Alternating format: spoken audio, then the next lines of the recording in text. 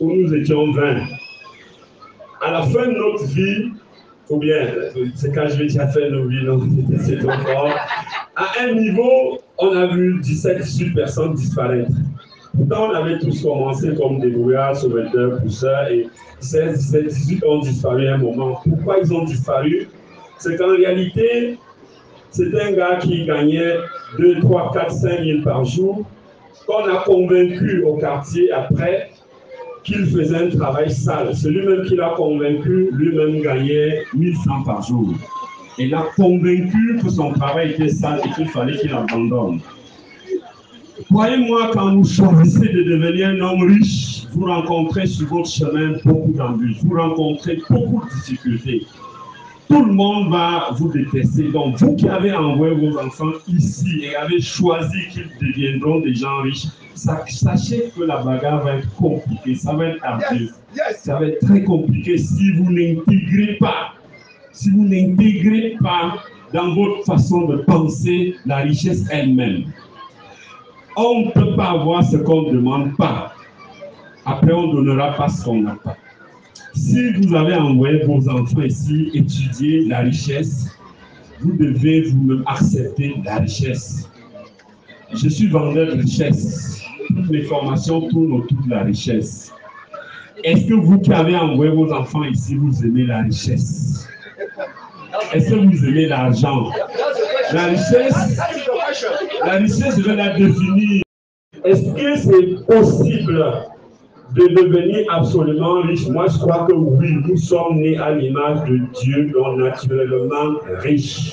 Nous sommes tous riches. Il nous a dotés de tout. Il nous a tout donné. Nous sommes ses talents et il a mis entre nos mains des talents. Et donc nous tous avons la possibilité de les transformer. Simplement pour le faire, il faut se transformer soi-même. Il faut accepter la richesse. Il faut croire que c'est possible d'être riche. Vous êtes riche et vous devez leur enseigner la richesse. Vous allez vivre des choses terribles au quartier. Vous allez vivre des choses terribles dans vos églises. Vous allez vivre des choses compliquées parce que nous ne venons pas de nulle part. Mais si vous ne résistez pas, si vous ne trouvez pas le moyen de dire, il y a une seule chose qui va s'opérer dans ma vie, cette chose, c'est que je devienne riche. Vous ne deviendrez jamais riche parce que vous n'allez pas, comme je l'ai répété plusieurs fois, vous ne pouvez pas donner à vos enfants ce que vous-même, vous n'avez pas. Très souvent, dans la vie, vous avez plusieurs catégories de personnes. Il y a des gens qui croient seulement, il y a des gens qui savent, ou bien il y a la limite qui vont chercher le savoir. Ceux qui croient vont tout le temps font du mimétisme et ils vont imiter. Je pense que si nous sommes ici aujourd'hui fiers comme nous sommes, c'est qu'il a choisi de ne pas imiter. Il a choisi d'aller dans un autre sens. Dans beaucoup d'écoles, vous avez des enfants qui ont le doctorat et qui ne savent pas faire le riz sauté à la maison. À la fin de l'heure, il vous dit, mais cet enfant ne fait rien, pourtant il a le doctorat. En réalité, vous croyez qu'il est formé, pourtant en réalité, il est déformé. Vous croyez qu'il est formé, pourtant il a fait un circuit qui le déformait. Et peut-être à ce titre, on aura peut-être comme l'impression que M. Eloulou aura des difficultés quand les enfants vont traverser la classe du CM2 et qu'ils iront en 6e avec tout ce qu'il a enseigné, qu'est-ce qu'il deviendra. Je crois que nous allons faire des efforts pour que ça se limite par là, que ça traverse pour qu'on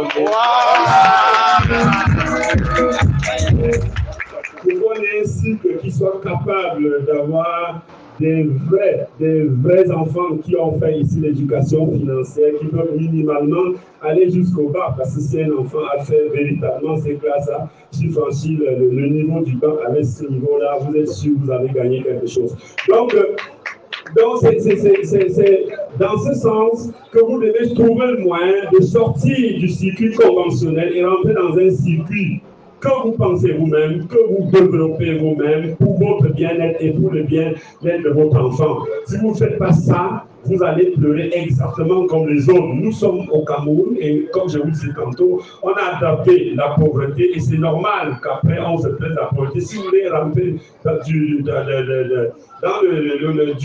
côté des riches, vous devez changer votre façon de faire et même votre enfant, il faut changer sa façon de faire. Il faut qu'il ne regarde plus les mêmes chaînes de télé qu'on nous présente à la maison, qu'ils ne fassent plus les mêmes jeux que conventionnellement on nous fait faire, qu'ils ne regardent plus ce que les autres font, qu'ils n'apprécient plus les mêmes choses que les gens apprécient. Ici, on apprécie les footballeurs, on apprécie les danseurs, on apprécie. C'est vous qui devez lui enseigner comment apprécier Bill Gates. C'est vous qui devez lui enseigner comment apprécier le modèle que vous aurez choisi pour lui. Et très souvent, nous pensons qu'ils sont totalement bêtes, qu'ils ne comprennent rien du tout. On se trompe lourdement. Si vous le fabriquez bien, c'est comme un ordinateur vide que vous avez acheté et dans lequel vous introduisez des données tous les jours. Si vous introduisez en lui des très bonnes données, vous êtes certain qu'à 80%, ils seront capables de réussir si vous le faites, si vous le faites bien.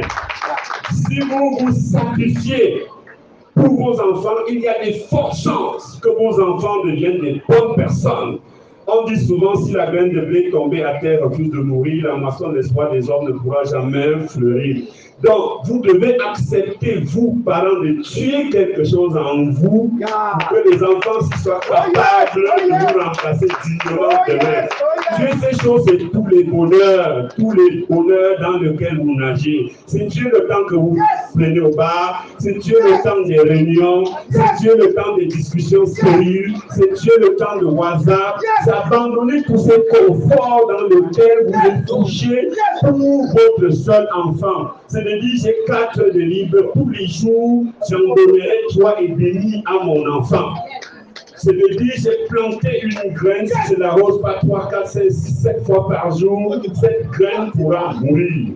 Si vous donnez ça à vos enfants, le risque d'avoir à terme des bons enfants est très élevé. Je lis souvent beaucoup l'histoire des gens qui ont réussi à un niveau très, très élevé. Je vois par exemple que le père de Serena Williams est devenu Williams, a tout arrêté, il a choisi de former ses 2 enfants et d'en faire des grands enfants. Les 2 sont devenus champions du monde de tennis.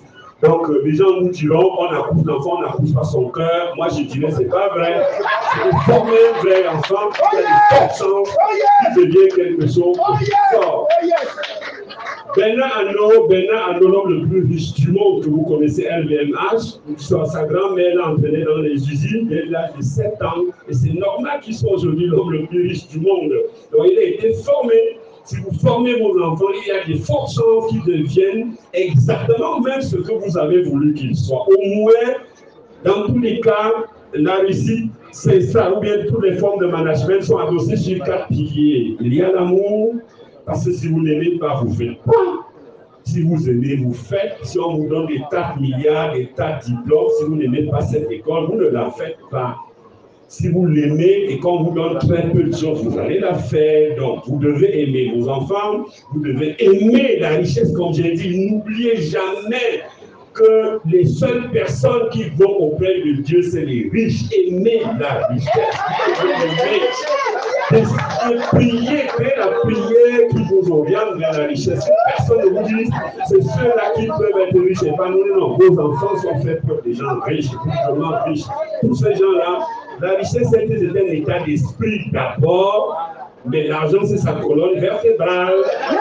Personne ne vous mystifie l'argent. L'argent, c'est un outil que vous méritez, vous aussi, d'avoir.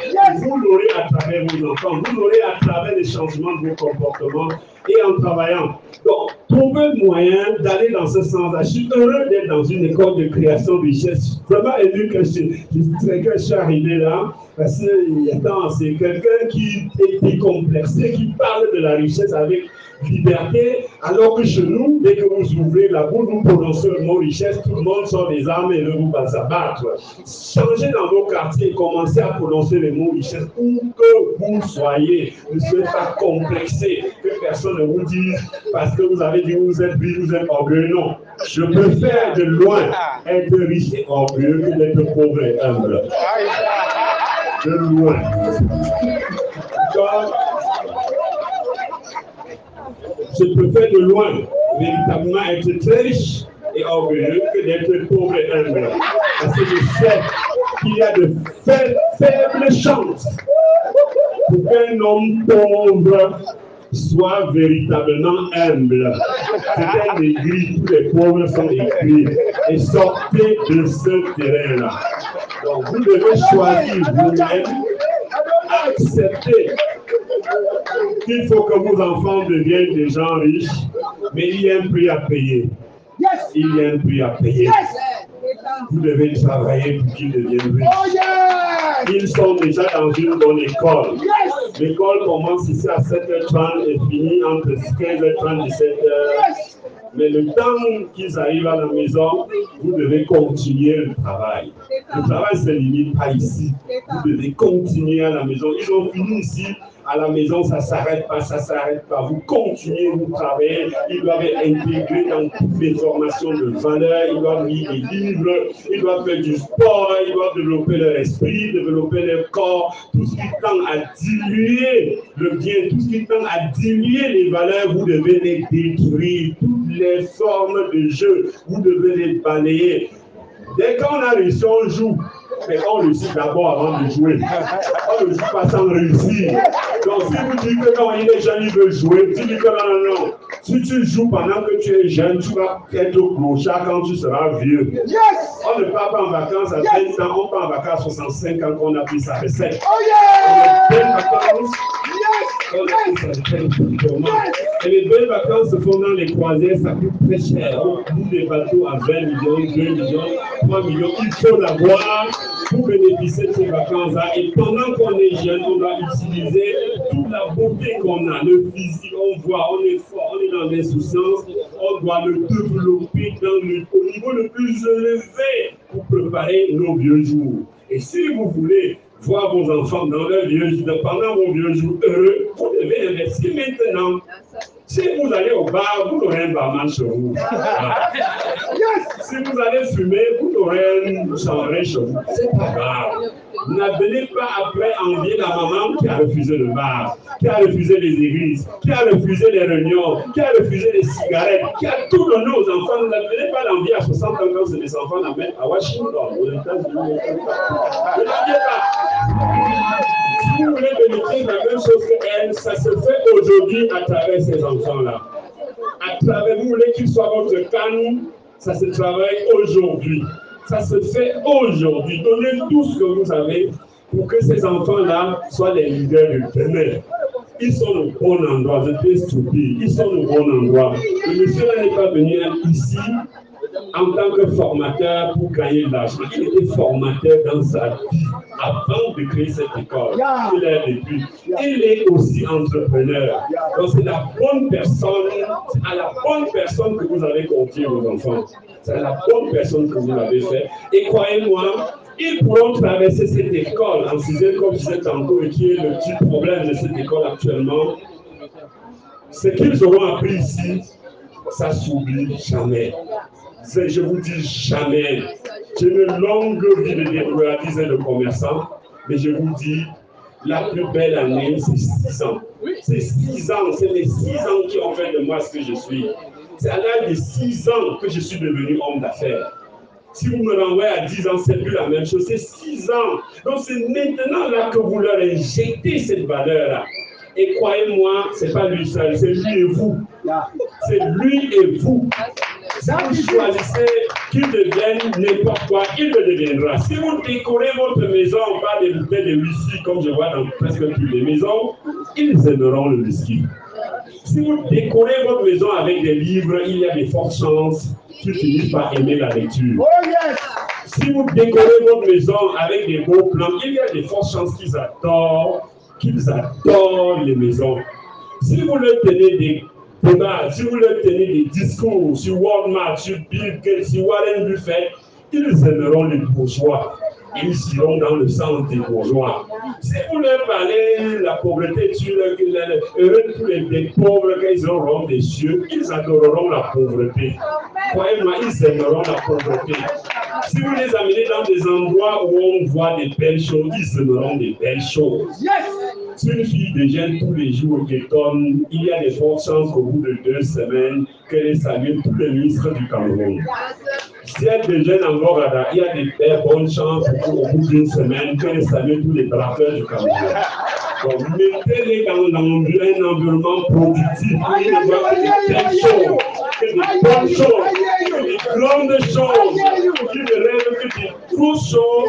Et croyez-moi, c'est des belles cannes, c'est des belles personnes que vous fabriquerez. Honnêtement, je suis heureux pour vous les parents, je suis heureux pour lui, je suis heureux pour ses enfants. C'est pas qu'on fera des efforts pour continuer à accompagner cette belle école avec ce joli esprit, parce que tout cet esprit, avec cet esprit, parce que nous aussi entrepreneurs, on en a besoin. Quand on voit les enfants arriver chez nous aujourd'hui, on a un tout petit peu même peur, tellement ils sont déformés.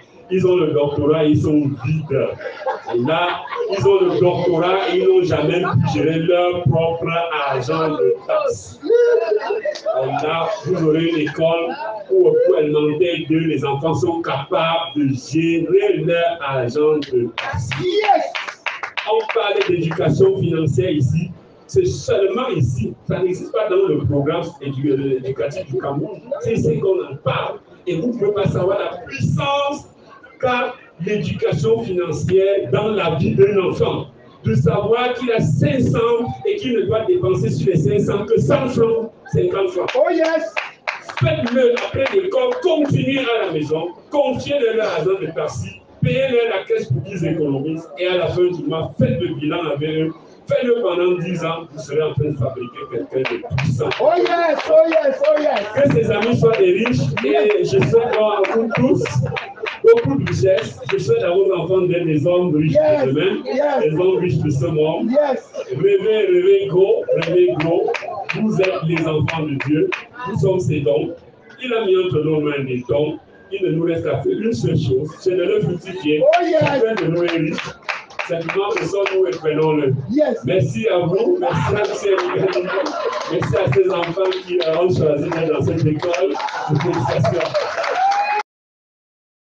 C'est coché, quoi. Ok, Monsieur Tani, vous dites, et je suis très heureux que vous le disiez, parlez de l'argent libre, de la richesse. Est-ce que vous croyez qu'aujourd'hui, dans notre État, dans notre Cameroun, dans notre cher Cameroun que nous avons aujourd'hui, qu'est-ce qui manque pour que les gens comprennent que la richesse, c'est quelque chose d'important? Qu'est-ce qu'il faut et qu'est-ce qui manque? Merci.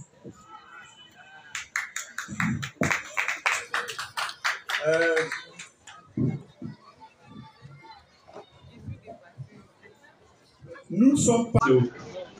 L'Église qu'on nous a transmise ne nous a pas fait du bien, de mon point de vue. Et je voulais citer un paragraphe qui me choque particulièrement. Heureux les pauvres qu'ils iront au royaume des cieux. Ça me choque particulièrement. Et vous avez un autre passage, je crois, c'est dans Luc chapitre 12 jusqu'à 31, l'histoire de ce riche qui arrive au paradis, croise son ami pauvre et qui refuse de l'accueillir. Je crois que c'est l'histoire de Lazare. Parce que quand ils étaient sur la terre, le pauvre n'a pas bénéficié de ce qu'il avait. Et après, on conclut en disant que les premiers seront les derniers et les derniers seront les premiers. C'est une éducation qu'on nous a donnée, qui en réalité n'était pas bonne du tout. Parce que dans la même Bible qui est mon livre de chevet aussi, je découvre qu'en fait c'est un livre économique, puissamment économique. Par exemple, l'histoire des talents. Dieu accueille ceux qui ont fructifié ses talents et dit à celui qui n'a pas fructifié ses talents, je prendrai aux pauvres pour donner aux riches. Si vous prenez l'histoire des vierges, quand Dieu va à l'hôtel avec les saints qui avaient préparé du pétrole pour leur lampe, il ferme la porte et quand les 16 autres viennent tambouriner, il dit vous devez rester prêts car vous ne savez ni l'heure ni le jour. Je crois dans Deutéronome chapitre 12, verset, quelque chose comme ça, peut-être je me trompe, on dit Dieu bénira la main qui travaille. En fait, j'ai traduit comme ça, Dieu bénira la main qui travaille. En fait, on nous a appris qu'on était pauvres. On nous a imposé la pauvreté et nous avons fini par croire à la pauvreté. Et tous les actes que nous posons au quotidien sont des actes qui nous rabaissent, qui nous ramènent à la pauvreté. Et c'est comme ça qu'on a fini par croire que la pauvreté est une bonne chose. Conséquent, nous avons le professeur d'université qui est professeur, a enseigné au docteur que la pauvreté est une bonne chose. Il lui a dit 1 plus 1 égale 2. Le gars resté 1 plus 1 égale 2, il a eu le doctorat. Après, le gars du doctorat s'est retrouvé en face de celui de licence. Il lui a enseigné la même chose et la conséquence, c'est qu'aujourd'hui, l'environnement n'a pas joué en faveur de l'émergence de la richesse. Vous voyez bien dans notre environnement, les gens riches sont combattus. Les gens riches sont combattus. Et donc, ceux qui ont choisi, comme nous là, de nous devenir dans une école qui parle de richesse, devons commencer par changer par nous-mêmes sans croire ce qu'on nous dit de l'autre côté. On doit commencer, nous, on doit intégrer qu'il n'y a pas de possibilité de s'épanouir si on n'est pas riche. Ce n'est pas possible. La richesse, je venais de le dire tantôt, je l'ai défini, ce n'est pas seulement l'argent. La richesse, c'est d'abord un état d'esprit. L'amour, c'est la richesse. Aimer l'autre, c'est être riche. Le philosophe, peut-être, n'a pas beaucoup d'argent entre les mains, mais il est riche. Pourquoi nous avons tout ce qui est négatif en nous? Pourquoi nous prononçons des mots négatifs? Pourquoi on n'aime pas le prochain? Pourquoi on n'aime pas l'autre? C'est l'expression simplement de la pauvreté. Il n'y a pas de possibilité que si vous soyez enchaîné dans la pauvreté, de vous épargner ou de vendre la pauvreté, la richesse. On ne donne pas ce qu'on n'a pas. Donc, vous êtes riche pour donner. Si vous voulez donner l'amour, vous devez l'avoir. Si vous voulez donner l'argent, vous devez l'avoir aussi. Donc, on doit travailler nous-mêmes sur nous-mêmes pour être riches. Après, on le transmettra à nos enfants qui le donneront aux autres. On n'est pas tombé du ciel, on est quelque part. À cet endroit, on nous a fait croire que l'argent n'était pas bien. On a cru que l'argent n'était pas bien aussi. Et, sauf que chaque chose a une fin. Il faut que peut-être, au moins en commençant par M. Erika Lilou aujourd'hui, qui parle de manière décomplexée des richesses, que je viens vous dire aussi que oui, c'est le chemin. C'est le chemin. Dieu a accepté une seule catégorie de personnes auprès de lui, c'est les riches. Il n'y a pas de débat là-dessus. Dieu aime les riches. Parce qu'en réalité, il nous a créé bon. La bonté, c'est la pauvreté, c'est la richesse. L'amour, c'est la pauvreté, c'est la richesse. Il nous a donné l'or. C'est lui qui l'a donné, ce n'est pas nous qui l'avons fabriqué. L'or, c'est la pauvreté, c'est la richesse. Il nous a donné des terres arabes. C'est la pauvreté, c'est la richesse. Donc tout ce que Dieu fait, c'est richesse. Nous ne pouvons pas donc s'opposer à Dieu à ce point-là. Lui dit qu'on choisit d'être pauvre alors qu'il nous a créés riches. Ce n'est pas possible. Il nous a créés riches. Nous devons au moins accepter qu'on est riche. Parce que si vous n'acceptez pas que vous êtes riche, vous n'allez pas transmettre la richesse à vos enfants. Donc on combat la richesse parce qu'on nous a enseigné que la richesse n'était pas bonne. Je vais forcément accuser le colonisateur qui est venu nous dire des choses qui ne tenaient pas la route du tout. Nous devons nous opposer à ça et prendre le chemin de la richesse. Vous voyez, si un enfant finit l'école ici, seulement au niveau du bas, à qui M. Erika Lilou a dit tu es riche, la terre sur laquelle tu es assis là. Si tu commences à travailler à l'âge de 16 ans en cultivant seulement cette terre, il y a de fortes chances qu'à 30 ans tu sois milliardaire. Il le fera parce que depuis l'âge de 6 ans, M. Erika Lilou lui chante, lui parle des richesses en lui montrant des exemples tous les jours. Et donc il y a des fortes chances qu'à cet âge-là, le gars s'engage sur le chemin de la richesse parce qu'il a reçu une bonne éducation. Il sera différent du gars à qui on a dit licence égale 2200 000 ou bien doctorat égale 500 000. Il sera différent de lui. Il sera un autre enfant qui sait que effort égale argent. Il produira des efforts pour gagner de l'argent. Je n'ai pas traversé la classe de 3e. Je n'ai jamais composé le BPC même avant d'échouer. Je suis fier. Je suis content. D'accord? Parce qu'au moins, j'ai appris à faire quelque chose. Et je crois que c'est ce qu'il inculque à ses enfants et que ses parents doivent continuer à la maison. Merci.